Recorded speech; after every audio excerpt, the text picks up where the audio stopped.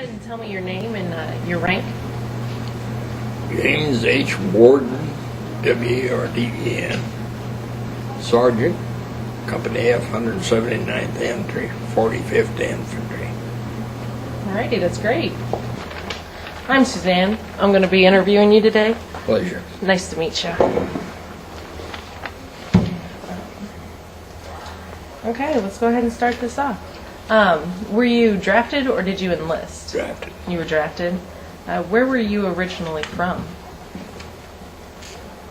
I was born in the state of Washington. Washington? Came back to Illinois in 1937. Been here ever since, one place or another. Now, did you join out in Washington or did they get you back here? Got me back in Illinois. In Illinois. What branch did you serve under? Army, infantry. Do you recall your first days of service? August 10, 1943. Remember it pretty well. What did it feel like? Like I was a lost dog. Thousands of guys around, I didn't know one of them. Tell me about boot camp or training experiences that you went through. Infantry training camp was just more to toughen you up. A lot of hard work, marching down the mountains of Alabama.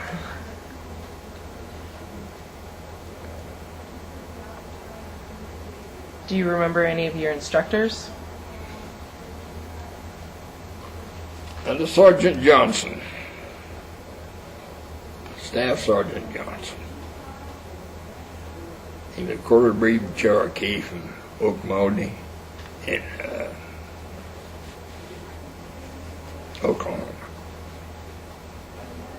Was he pretty hard on you? We thought so. We thought so. We thought he was the meanest thing we ever saw. But he was just a good soldier. Very good. How did you get through it? Was there anything you did special? In the training? Mm-hmm.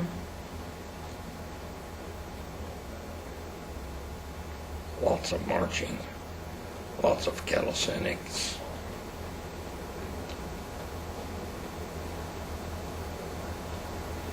Which wars did you serve in? Don't make that plural, girl. Oh, I'm sorry. One more. Which war did you serve in? World War II. Where exactly did you go?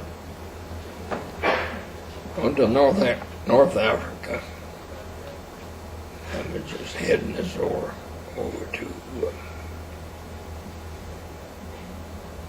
would have been the northern part of North Africa,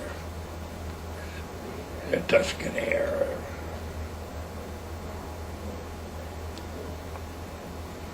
We did 17 weeks of basic in Alabama. Then the first one came, and then the other. And we loaded out of Camp Hampton, Rhodes, Virginia. You would be satisfied with it's in the area of Norfolk. Took us 3 weeks to go to North Africa. The water was rough, very rough, and I was very sick.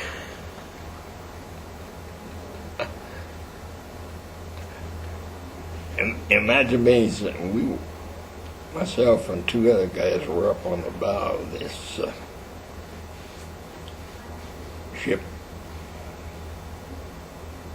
He got sick and I got sick. You can see those waves coming at you for miles. We were both leaning over that bow, heaving up our socks, and one of those great big monstrous waves is probably 40 or 50 foot high. Brought all that up and put it all over us. That was an unhappy time. Sure it was. But we went on to North Africa. We were in a 120 ship convoy. We had Navy destroyers for, I think, 500 miles out. Then they peeled off. We were on our own. I think in a couple of days, they detected a sub prowling around. It never did surface, never tried to shoot at us. But they did a lot of zigzagging, and in the process, they cracked the propeller shaft, which was in the bottom of the ship. So they had reduced speed. And we thought, oh Lord, here we are. That thing followed us for a week and a half. Never did see it. But we went on to North Africa. After we got there, they said, well, we don't know where we'll send you. So they sent me to Italy. In your history, you might have heard of Monte Cassino. It's way up in the mountains. Juries were thick up there. Was digging out with bayonets and rifle butts. It was a nasty place to be.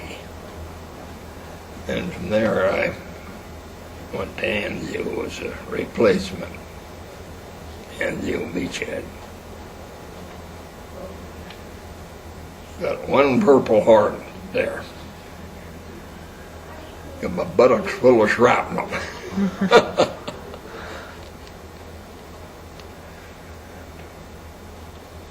After Anzio, we made the run to Rome.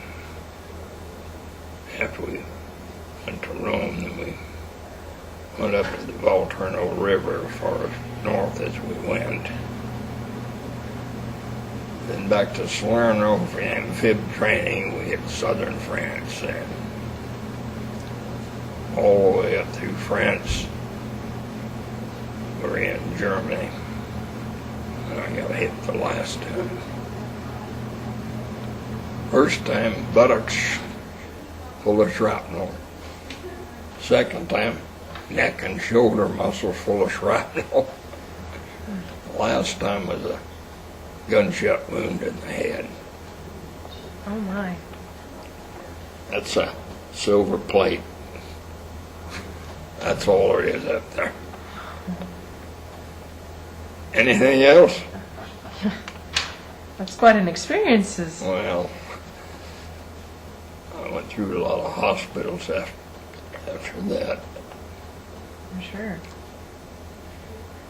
What exactly was your assignments? Just general infantry. I was a squad leader. Infantry is broken down into squads, platoons, companies, battalion, regiment, the full division.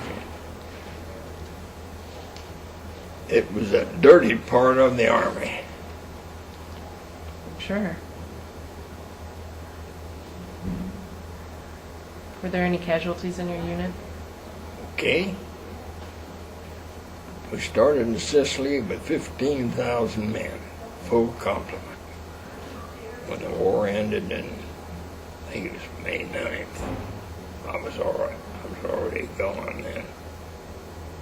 We had lost, killed, wounded bad, like I was. Missing in action, 21,899 men. That was the 45th Infantry Division. Oklahoma National Guard. That's an Indian emblem, which means good luck. I ran out of it.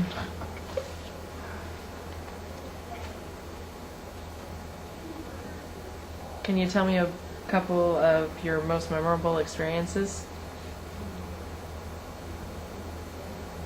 Yeah.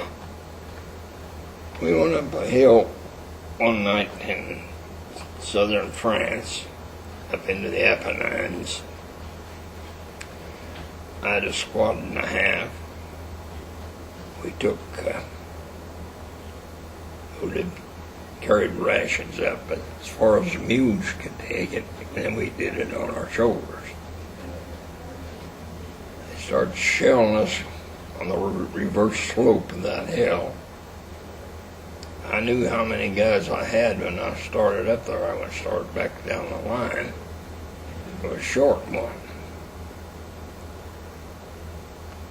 And one of the guys said, "There's somebody down below us. We hear him groaning." It was 3 o'clock in the morning, and you couldn't have any lights. So I started back down the line. Before I got too far down that line, probably 100 yards or so,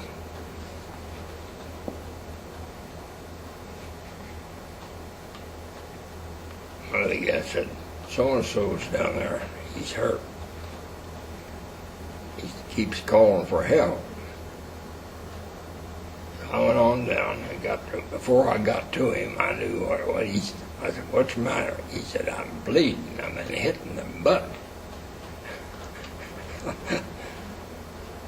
Before I ever got to him, I knew that he hadn't been hit. It wasn't blood. He says, "What's the matter?" "I can feel the blood run." I says, "You just got scared and filled your pants."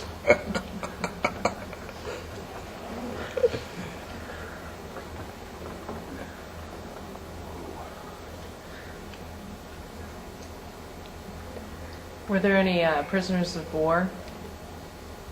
Yes. Quite a few. Cool.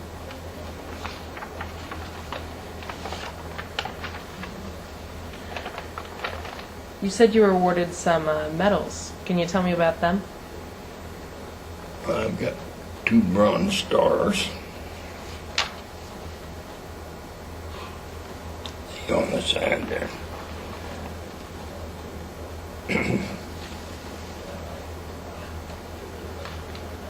They said for bravery in action. I was scared to death. I don't know what I did.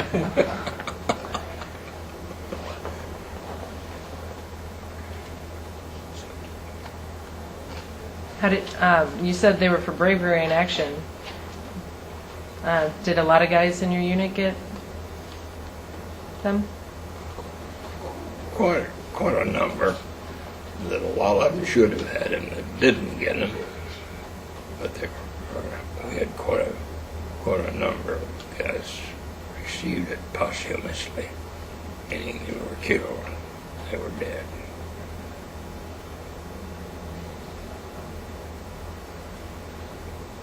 When you were in the service, how did you stay in touch with your family back home? V-mail then.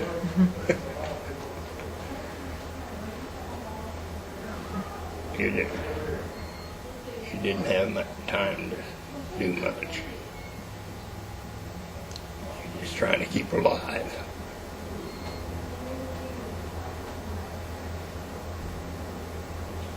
You said something about rations earlier. What was the food like? Terrible. We used the fuel ration K's mostly. That was a very dry type of cracker. It was a takeoff from the old World War I crackers. They were horrible.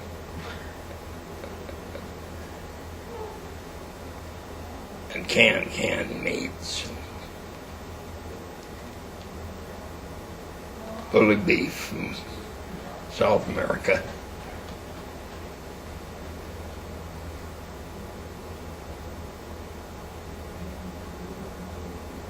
Did you have plenty of supplies? No. No.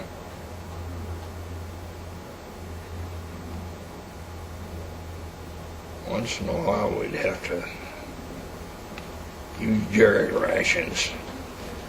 And one time I opened up, we found these German rations. They were in cans. I assumed it was some kind of meat. So I opened the stuff up and looked at it. My dad had told me when he was in the military, and between World War I and the one down in the islands, Cuba, he said they feed you a lot of horse meat. So I opened these German rations. He says it'll be very red, but he said there'll be white striping in between the fibers of the meat. So I opened this thing. I thought, oh Lord, I've got horse meat. These guys we hadn't had anything to eat for about 3 days. So I ate a little bit of it. My dad told me that it would have a sweet taste to it, and the meat was fibrous and very tough. The more you chewed it, the more it became like bubble gum, just a gobble in your mouth.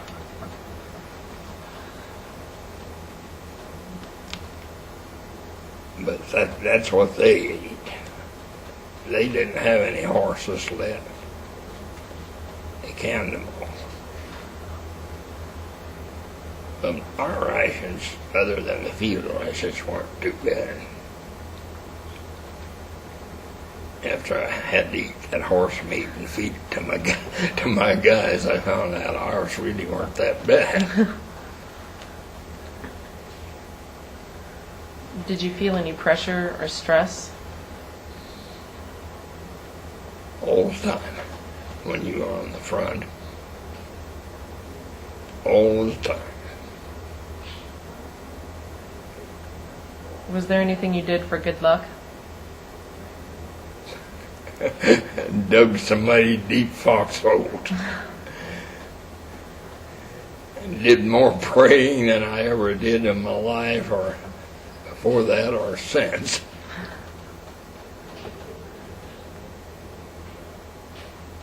How did you guys entertain yourselves?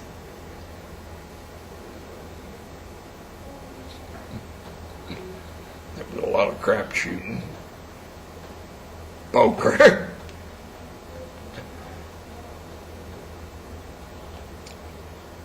We used to get quite a few of these pocket books. Everybody'd read them till they fell to pieces. I had a friend, and I think that we made and lost $1 million playing poker.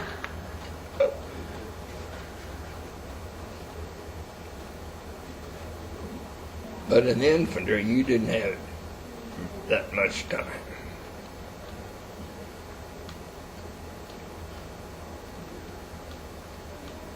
But, as old General Sherman said, war's hell.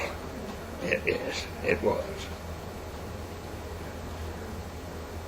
I left a lot of friends over there. But I came back, I don't know for what.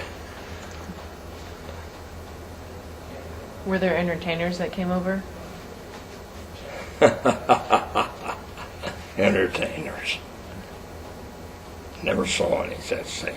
The only entertainment was back in the rear, and if there was a general.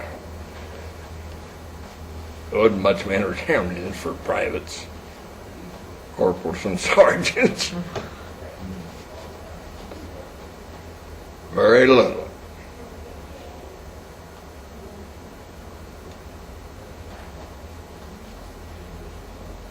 Did you get any kind of leave? No. No. Were there any humorous or unusual events that took place while you were over there? Just trying to stay alive. Did you get any photographs? No. What did you think of your fellow soldiers? On the whole, they were a real good bunch of Joes. You'd get a clanker once in a while, but not on the whole. You know, it used to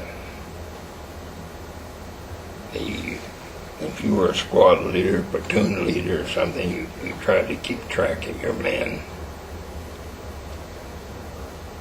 The bad part of that was when they'd get hit, they knew they were dying.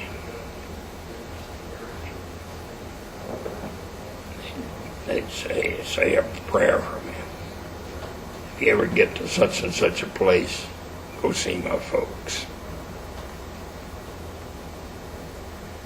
I did that one time. Went back in the hills of Kentucky and told those people that. They told me to get the hell out of there. They hadn't been notified. But that's another part of the bad part.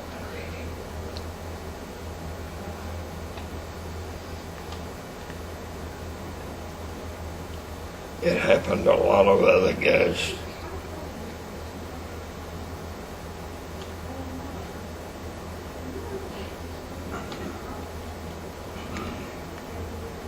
It's something,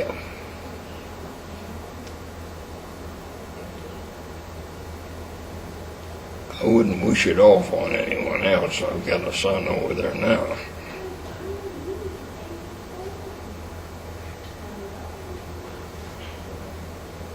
But it seems like this day and age,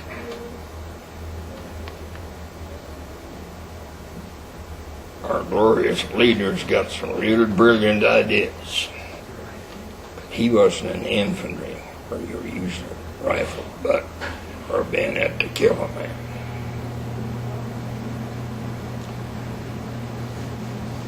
First German soldier I killed,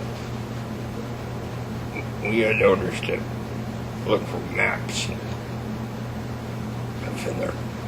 First thing I did, I opened that up, and there was a blonde-headed woman and two little blonde-headed kids. I had lost my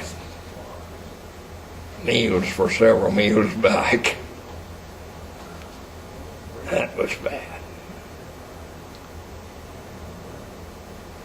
And very few men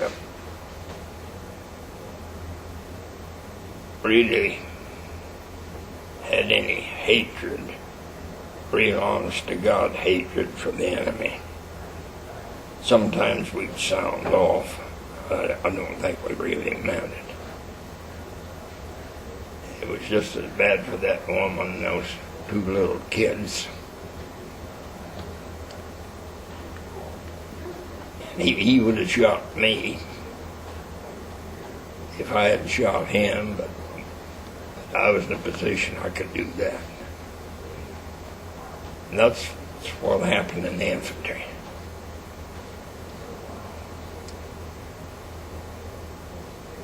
He slept out in the cold.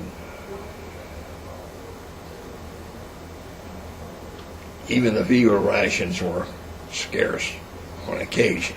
Yeah. But I went through a lot over there and saw a lot of things. Never saw anything that would compare to this country. And I can't see why anyone would turn and be a traitor.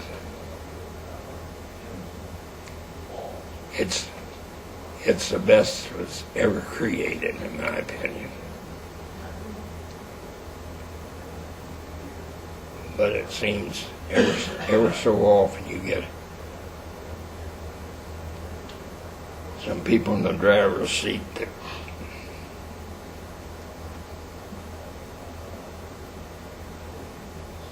do nothing but get up and get the picture in the paper.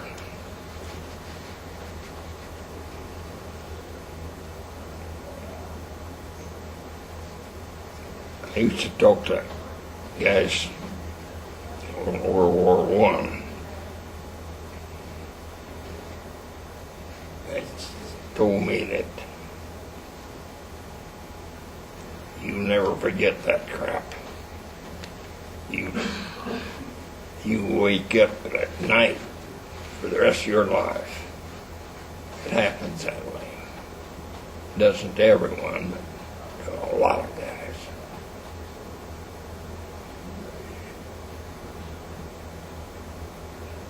This is still the best country in the world. I'd go back and do it again. And I can't tolerate the ones that won't do it.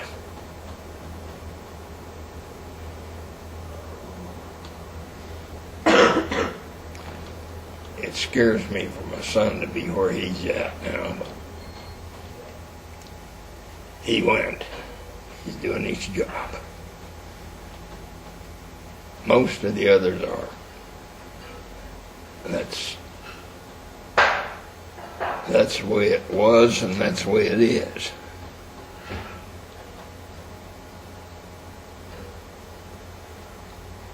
Do you recall your last day of service? The last day, I was still in the hospital, Kennedy General, Memphis. The guys that were fairly able-bodied, they said, "Boy, it's a good deal we're getting out."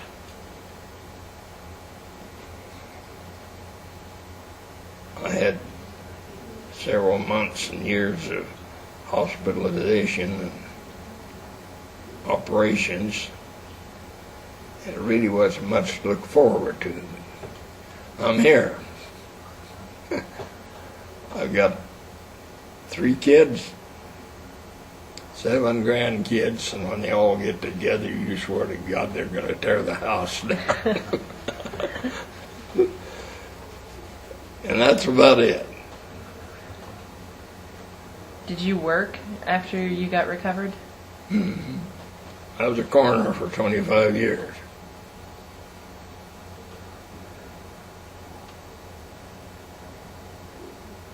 Did you make any close friends while you were in the service? A few.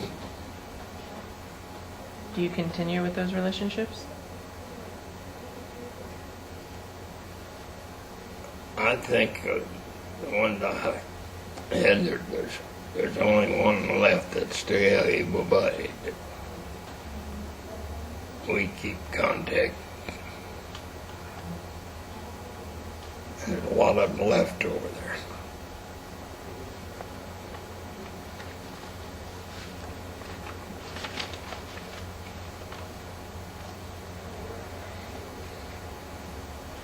But even knowing that, I'd go back and do it again. This is a great country. You go and see that mess that's over across the way there. We're mighty fortunate people. Very fortunate.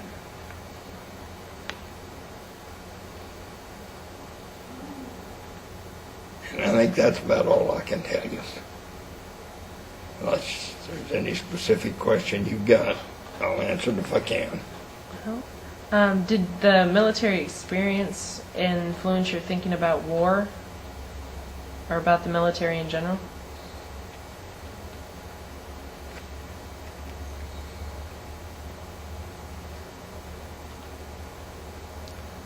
I hate to see my son over there, and that's where he's headed. But he's gotten a lot of benefit out of this country, and he just said, well, pay for it a little bit. I don't feel bitter. I was terrible bitter for a long time. But finally woke up to the fact that the world wasn't going to stop turning because I was disabled.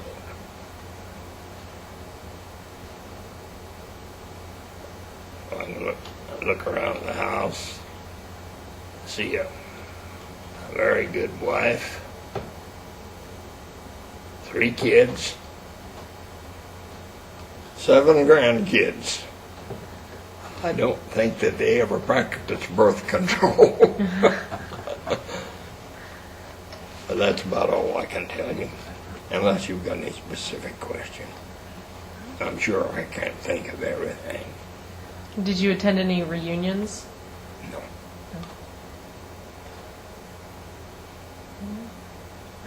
Is there anything you would like to add that we haven't covered? No, I don't think so. Alrighty. I'll think after I get home. Every one of us will. Well, thank you very much for doing the interview and serving this country. Pleasure. Jim, you did really good. I enjoyed that. I really did. I learned a lot, too. Did you? Yes, and thank you, sir, Okay. because you did a hell of a lot for the country. I appreciate Well, it. thank you. Thank you. And these young guys right here,